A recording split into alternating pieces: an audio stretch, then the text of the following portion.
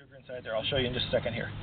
So I'm putting this on and I'm securing this to some degree, going around a few times. And what I'm doing is building bulk or padding. Padding is your friend. Lots of padding means you're unlikely to constrict the leg. Are you lightly wrapping it around, or are you tightly? Yeah, now here's a good point. You can wrap this as tight as you want, because if you notice, the harder you pull, the more it'll just rip. So you pull it to a point where it's not going to rip, obviously.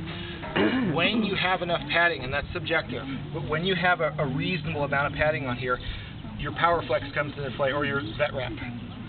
I'm going to come over the top of this. I'll start in this case at the bottom, and I'm going to wrap around. Okay.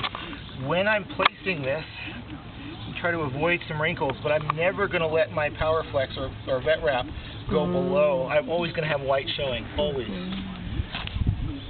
So up, and I'm going to come up. Probably 2 layers over a given spot is adequate. Okay. I don't know. 2 layers. 2 layers of vet wrap. Can you do the sugar? Yeah, well you can, but I'm not going to in this case. All right. So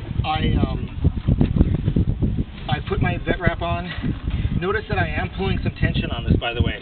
Why can I pull tension? Because I have padding. Without padding, it's not a real good idea to pull this tension real hard. I'm going to take it, tear it, adhere it to itself. Okay, now I'm going to reach inside here. Notice, by the way, that with all of my wraps, I should be able to easily get a finger underneath here. That's what I wanted to feel. Easily put a finger underneath here. No, this is still adequate. Okay. As long as you have padding, you can put a finger in, and you can put a finger underneath there. So that's my goal in this. This is a little loose here, perhaps, but as long as I can get a finger. Again, that's why you got to do this to get the hands on. And if you think you're really awesome at wrapping, I think you'll be surprised when you actually do these. They're easier than they look easier than they actually are. I open this up a little bit and pour my granulated sugar in through the top of this. Okay, it really helps at this point.